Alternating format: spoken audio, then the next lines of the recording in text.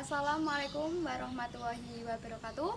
Alhamdulillahirabbil alamin. Wassalatu wassalamu ala asrofil anbiya'i wal mursalin Sayyidina Maulana Muhammadin wa ala alihi washabihi ajmain, amma ba'du.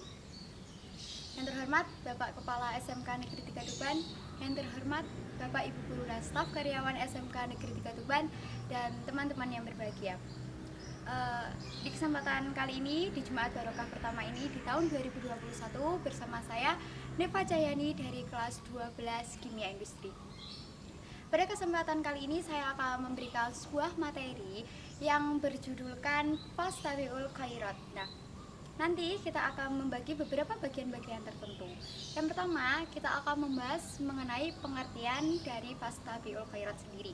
Nah, kita pasti sering mendengar kalimat tersebut. Nah, apa sih pengertian dari Fastabiqul Khairat sendiri? Nah, Fastabiqul Khairat sendiri ini memiliki arti kita berlomba-lomba dalam kebaikan. Kita beribadah kepada Allah SWT dan kita akan mendatangkan amalan yang baik. Dan seorang muslim itu akan memanfaatkan waktunya untuk beribadah kepada Allah dan melakukan kebajikan. Kebajikan yang saya maksud di sini adalah kebajikan sesuai dengan tuntunan agama dan sesuai dengan perintah Allah SWT. Dan lafaz dari Fastabiqul Khairat sendiri ini terdapat dalam surat Al-Baqarah ayat 148 dan surat Al-Maidah 48. Dan inti dari Fastabiqul Khairat sendiri ini adalah kita berlomba-lomba dalam kebaikan. Nah, terus kenapa kita harus berlomba-lomba dalam kebaikan? Karena pertama, aset waktu yang kita miliki hanya ini saja. Kita tidak tahu hari esok yang akan datang, dan kita juga tidak akan tahu 5 menit kejadian yang kita alami pun kita sendiri juga tidak tahu. Selagi kita punya waktu, pergunakanlah dengan baik gitu. Yang kedua adalah amal kita sendiri ini tidak bisa dikerjakan oleh orang lain gitu. Jadi yang bertanggung jawab oleh amal kita sendiri adalah diri kita sendiri gitu. Kita nggak bisa orang lain untuk mempertanggungjawabkan amalan kita, juga tidak bisa. Dan di 2021 ini sering kita mengalami sebuah kejadian seperti banyak ulama yang meninggal, banyak bencana alam di mana-mana, banyak orang yang melakukan zina di tempat umum gitu. Jadi kita ambil pelajaran, kita ambil hikmahnya bahwa memang dunia ini sementara gitu, tidak ada yang abadi, dan setiap manusia yang bernyawa itu pasti akan meninggal, cuma kita nunggu giliran saja. Nah, untuk kita nunggu giliran, kita harus mempersiapkan diri kita, mempersiapkan semuanya, dan paling penting kita mendekatkan diri kepada Allah SWT. Dan lantas gimana sih cara kita untuk berlomba-lomba dalam kebaikan itu sendiri? Nah, yang pertama, kita harus mendekatkan diri kepada Allah SWT dengan cara kita beribadah gitu, seperti kita sholat, kita zikir, kita sholawatan, kita membaca Al-Quran gitu. Nah, saya juga pernah menemukan sebuah tulisan yang orang bertanya bahwa dari mana dulu kita harus memperbaiki diri kita gitu. Dan jawabannya adalah kita memperbaiki sholat kita. Kalau kita memperbaiki sholat kita, insya Allah diri kita juga akan diperbaiki oleh Allah.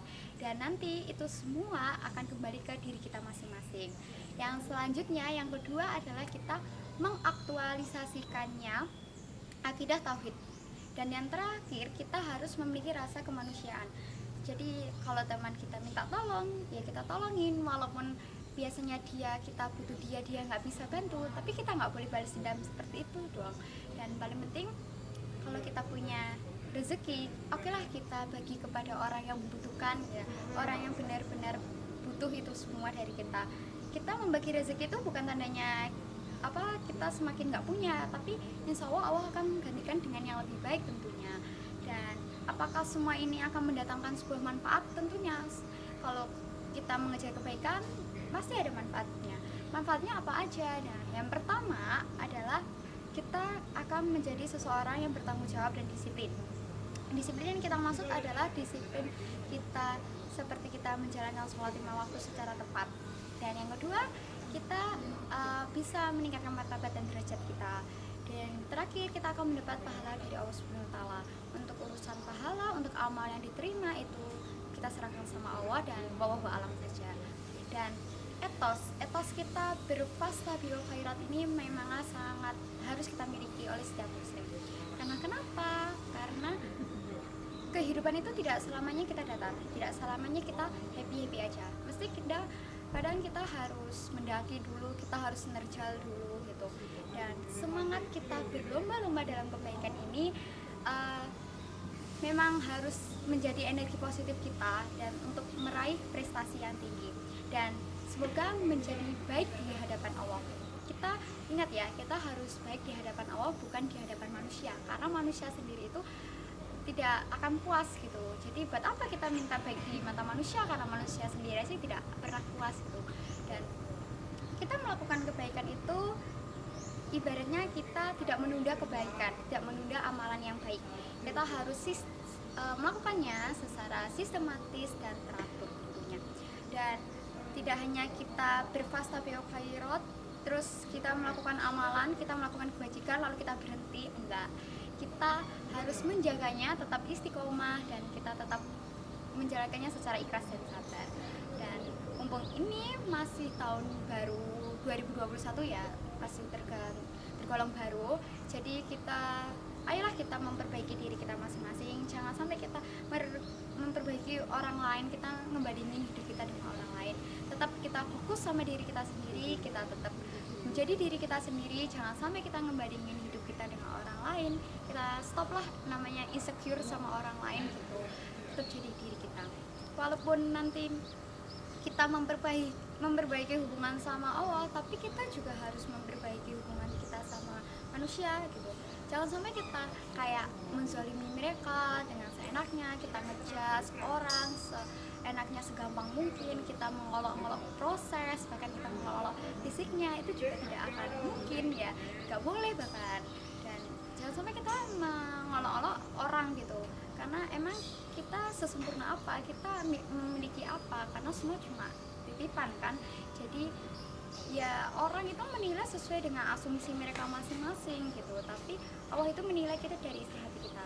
Tidak ada orang yang di dunia ini kita sempurna, karena yang kesempurnaan itu cuma milik Allah, dan Allah menciptakan kita dengan penuh kesempurnaannya. Ayolah kita pasti bisa, dan kita ganteng, kita cantik sesuai dengan versi kita masing-masing, kita bisa dengan versi kita masing-masing, kita sukses dengan versi kita masing-masing. Jangan sampai kita ngebandingin itu semua, ngebandingin hidup kita dengan orang lain. Stop insecure dan terus kita memperbaiki diri. Kalau memang niat kita memperbaiki diri karena Allah, Allah bakal membantu itu semua. Itu saja yang bisa saya sampaikan. Apabila ada tutur kata yang tidak berkenan, tidak sopan, bahkan salah, mohon dimaafkan sebesar-besarnya, karena saya sendiri juga masih belajar gitu. Terima kasih atas waktunya dan terima kasih untuk mendengar. Saya akhiri, wassalamualaikum warahmatullahi wabarakatuh.